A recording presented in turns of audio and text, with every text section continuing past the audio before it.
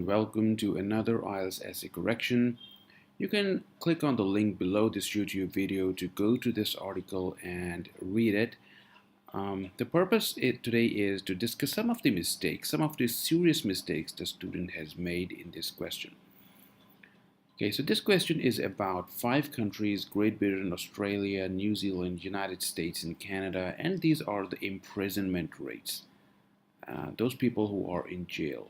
So those who are jailed. And these are the rates. These are the number of people who have been jailed, not the rates. Number of people in thousands. It's a bit unclear, blurred picture, but that's the way I found it. So this is 1930, 1940, 1950s, 60s, 70, and 80. And these are different countries: Great Britain, Australia, New Zealand, United States, and Canada. Now, the purpose is to discuss some of the mistakes, and let's quickly go through them. The student has written over here, overall the imprisonment rates, it's not the rates, in Great Britain and the United States experienced an upward trend. Now, I can't see an upward trend in case of the United States. Of course, Great Britain is over here, and it gradually increases every year till it reaches this point. The picture is different for United States. And about United States, it increases first, followed by a fall, then another increase, a minor one, relatively minor one, then another fall, and then a sudden increase or a rapid increase. So this is fluctuation. This is not an upward trend. While the rates for Australia, New Zealand, and Canada showed a downward trend. Now let us go through Australia.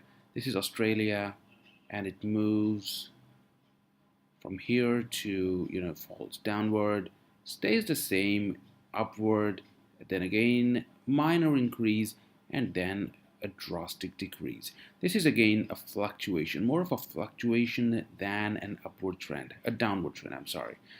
Similar is the case with New Zealand and Canada.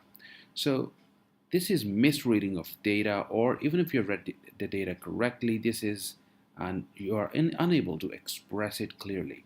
Now, if it is low at the beginning and high at the end, that does not mean that it's an increasing trend. Okay, so don't take it as a trend. This is not a trend. No, you have to go through each year and look at how exactly it is going. If there are minor fluctuations, that's fine. But however, here the fluctuations are huge. So I have restructured it, and I have tried to inculcate these elements about fluctuation and the general trends. I've also taken this as an opportunity to explain the maximum and minimum. Now, please note that you have 5 countries, and you can make 2 types of comparisons or 2 types of main features. One are within a country, Great Britain moving across different years. Another is comparison of Great Britain with other countries. That's exactly what I've done in the first sentence.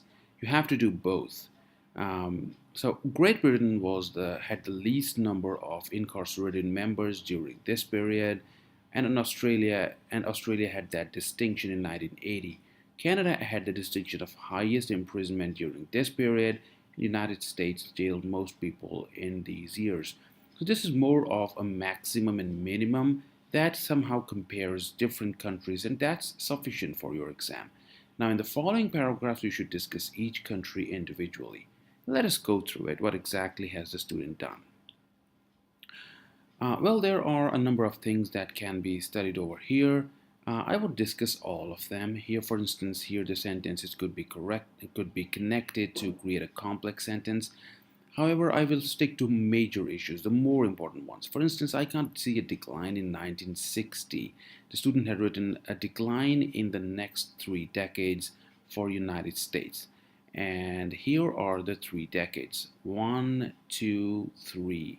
And in the 1960, there is in fact an increase and not a decrease. So you can't write decline in the next 3 decades. Before hitting the highest value, that's fine, before hitting the highest value, this is not wrong. However, more appropriate is mentioning the trend. So what is the main feature? In 1980, it increased sharply, as you can see over here. And instead of saying it hitting the highest value or the largest value, it's better to say it rose sharply before rising sharply to the largest value. Similarly, there is some misreading of data over here regarding data in Canada, and over here it became plateaued. And I can see any plateau in 1970 and 1980s. This is 1970 for Canada, and this is 1980. Just for 2 decades, you can't say it plateaued. Plateau is when there is consistency in data and the level is same for several years, several data units. Now here are just two data units. This is more of staying at the same level rather than plateauing. Now you will notice over here that the student has discussed Great Britain, United States, and I can see Canada. I can't see Australia and New Zealand. These should have also been discussed in this answer.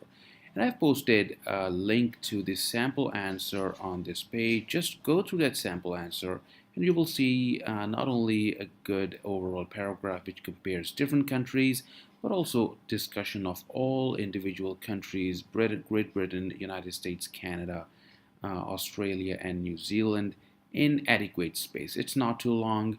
I've tried to give only the most important or the significant factors only, significant facts only, and discussing the main features and neglecting the unimportant ones.